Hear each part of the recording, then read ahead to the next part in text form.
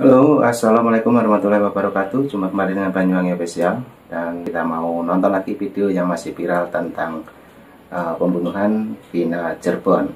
Jadi laki-laki yang kita tonton adalah Bunda Widya. Dan bagaimana untuk videonya nanti kita saksikan bareng-bareng. Dan Bunda Widya berseteru dengan menantu mantan Bupati Cirebon. Oke, bagaimana serunya nanti kita simak bareng-bareng. Jangan lupa like, komen, dan subscribe juga di channel ini Banyuwangi Official. Untuk videonya kita siapkan dulu. Let's go. Dan mari kita tonton.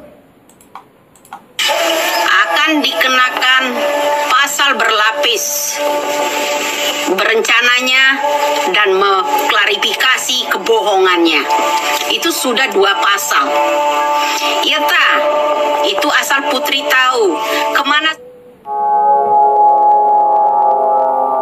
Perseteruan antara Ibu Widya dengan mantu mantan bupati dan pengacara Vina terus bergulir. Perseteruan ini membuat mantu mantan bupati terus memantau akun media sosial Ibu Widya. Bahkan pengacara Vina disebut telah membuat sebuah sayembara sebesar 10 juta buat siapa saja yang dapat memberikan informasi akurat soal alamat kediaman Ibu Widya. Hal ini sontak menjadi sorotan warganet. Dukungan untuk Ibu Widya semakin meluas sebagai imbas dari keberaniannya mengungkap oknum-oknum yang diduga terlibat dalam kasus Vina Cirebon. Dalam unggahan live terbarunya, Ibu Widya meluapkan emosinya kepada kedua seterunya ini. Sama itu, kalau drakor-drakornya udah banyak menyebarkan berita-berita bohong, kok saya yang dibilang menyebarkan berita bohong? Keluarga mantu udah menyebarkan yang namanya berita-berita bohong, bilang kalau nggak bisa naik motor dan segala macam, ya itu sudah berencana.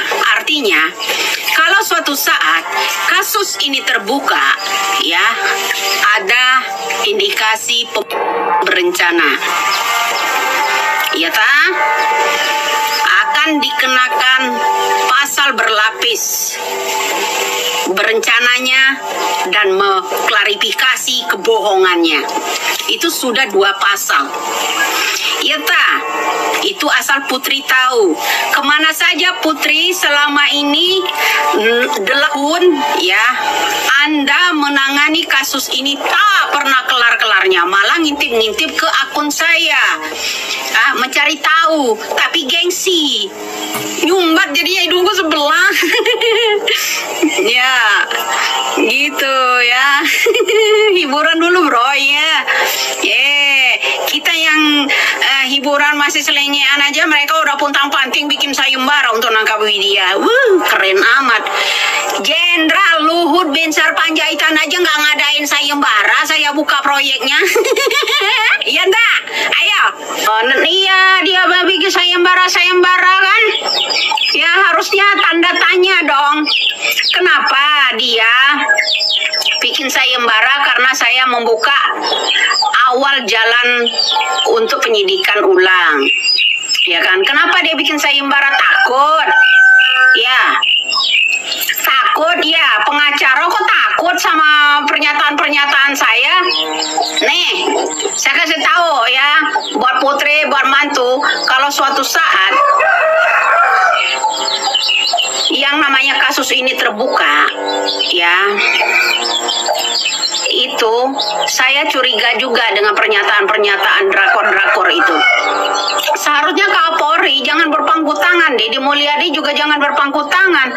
Ya drakor-drakor yang gak masuk akal, yang seperti itu. Ya, kalau saya seorang penegak hukum, saya panggil balik, gue copotin itu ya. Apalagi drakor-drakornya udah sekeluarga besar, ya ta, itu ya, udah gitu pemilihannya berencana, ya, nyawa dibayar nyawa kalau saya, ya enggak? Lah iya, mereka itu takut dengan itu bro. Kalau memang itu berencana, takut didor mereka tuh, ya kena hukuman mati atau seumur hidup. Lah iya, itu kalau saya, itu satu ya. Kalau saya seorang penegak hukum, termasuk yang namanya pengacaranya itu saya panggil. 8 tahun ngurusin begituan kok nggak kelar-kelar. Malah yang diincar akun saya, yang mantau akun saya, bikin saya marah pula. Ih, najong terlala. Pak Luhut bin Sarpanjaitan aja saya gibekin, ya saya sentil, saya bongkar proyeknya aja. Santai aja cuy. Selanjutnya, Ibu Widya menjelaskan 5 hal penting yang seharusnya dilakukan seandainya posisi beliau sebagai Kapolri. Ya kalau saya itu ya bro, seorang penegak hukum, pemegang, saya jadi Kapolri misalnya, tak Kapoldanya, Poldanya, ya dari Jabar, Cirebon, tak panggil semua, ya kan? Selesaikan sampai akar-akarnya. Kalau saya itu baru bro, saya unjuk taring saya.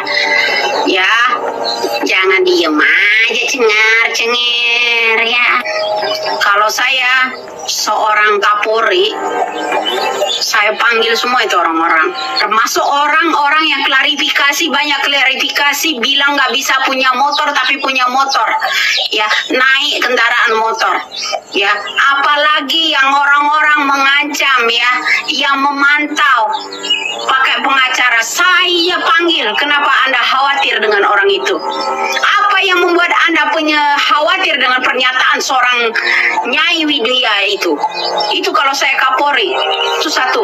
Kedua, harus menegakkan toleransi di negara kita karena ada persatuan Indonesia. Ya kan? Pertama, Pancasila itu ada ketuhanan yang Maha Esa. Kalau Anda udah membuat pernyataan tidak mengataskan nama Tuhan, di mana Tuhan kalian? Ya, di mana Tuhan kalian? Tidak berani bersumpah, di mana Tuhan kalian? Itu. Ya, harus punya manusiawi, yaitu kemanusiaan yang adil dan beradab.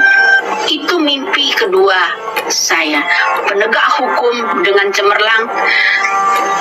Persatuan kita harus erat. Itu ya, kerakyatan yang dipimpin oleh hikmat, kebijaksanaan dalam permusyawaratan perwakilan.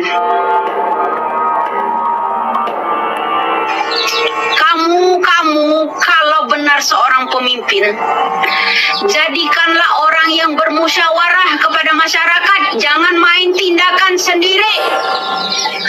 Jangan memain undang-undang itu ya tanpa musyawarah dengan masyarakat kecil. Hanya menguntungkan yang namanya pejabat-pejabat saja. Ya, membuat yang namanya aturan-aturan baru termasuk tapera. Ya kan? Itu namanya mengikis yang namanya nyawa rakyat-rakyat kecil. Itu ketiga. Harus dikerjakan dengan seksama, harus dikerjakan dengan musyawarah, bermasyarakat. Jangan dikit-dikit kau mentang-mentang ilmu kamu dari hukum, dikit-dikit ancam orang, dikit-dikit ancam orang, bikin sayembara. Iya tak? Kelima, bersifatlah adil. Keadilan sosial, bukan bagi bansos-bansos sosial. Ya, kalau Anda berbagi adil dan sosial, tambang-tambang itu dijaga bersama. Hasilnya untuk rakyat-rakyat bersama. Jangan memperkaya pejabat-pejabat itu saja, anak-anak konglomerat saja yang punya tambang kekayaan negara kita ini. Berikanlah kepada rakyat-rakyat kecil itu. Itu baru adil. Itu baru adil, ya. Keadilan akan menemukan keadilan sosial manusiawi Anda semua. Sosial Anda punya jiwa sosial, jangan dikit-dikit bayar. Nah, oke teman-teman, videonya sudah habis. Itulah tadi Bunda Widya yang mengomentari tentang menantu mantan Bupati Cirebon. Oke, bagaimana menurut teman-teman semuanya? Silahkan tulis di kolom komentar saya. Dan nanti juga ada video lagi, jangan lupa dukung terus Banyuwangi Official, like, komen, dan subscribe juga di channel ini. Oke, terima kasih semuanya. Assalamualaikum warahmatullahi wabarakatuh. Sampai jumpa.